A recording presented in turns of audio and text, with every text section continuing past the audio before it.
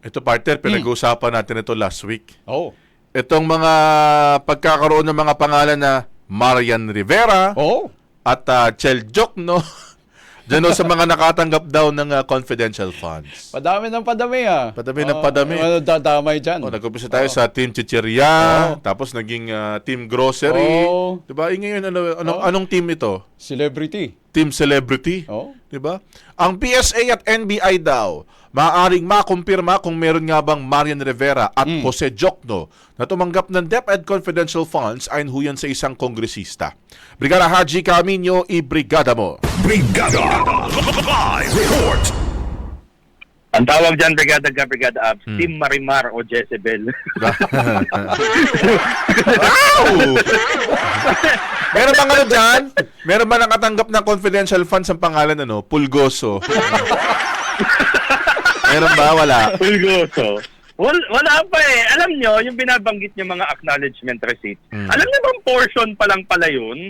Ganon? Ang pag-amin ni House Assistant Majority Leader Zia Alonto Adyong, marami pa palang pangalan at acknowledgement receipts na ilalabas dapat doon sa pagdinig ng House Committee on Good Governance and Public Accountability. Pero nawalan lang sila ng panahon o oras para mag-resume yung hearing. Pero kung tutuusin, portion pa lang daw yun at napakarami pang mga AR. Oh. Kaya kung mapapansin ninyo, di ba, pag pag may release, itong si Deputy Majority Leader Paulo Ortega V, di ba, dati linggo-linggo, kung matatandaan ninyo.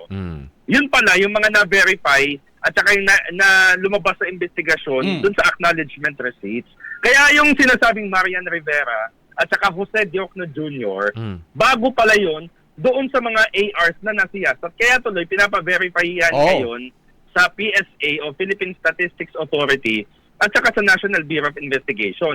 Ayon kay Adyong, may kakayahan nga yung dalawang ahensya na yan na verifikahin kung may mga kapangalan lang, kung may mga kapangalan sina Attorney Chel Diokno at actress na si Marian Rivera na posible tumanggap ng confidential funds mula sa opisina ni Vice President Sara Duterte.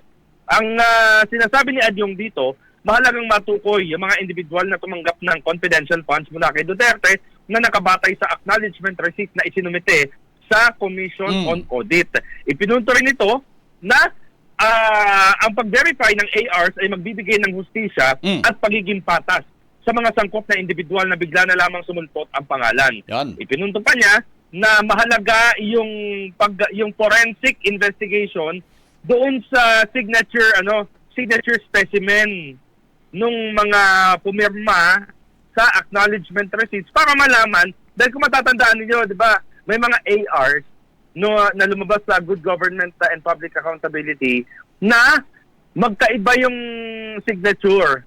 Magkakaiba yung signature sa ilang occasion. Kaya yun yung dapat din daw na masuri. Maraming salamat. In the heart of changing lives, ako si Brigada Haji Camino ng 105.1 Brigada News FM Manila, the Music and News Authority.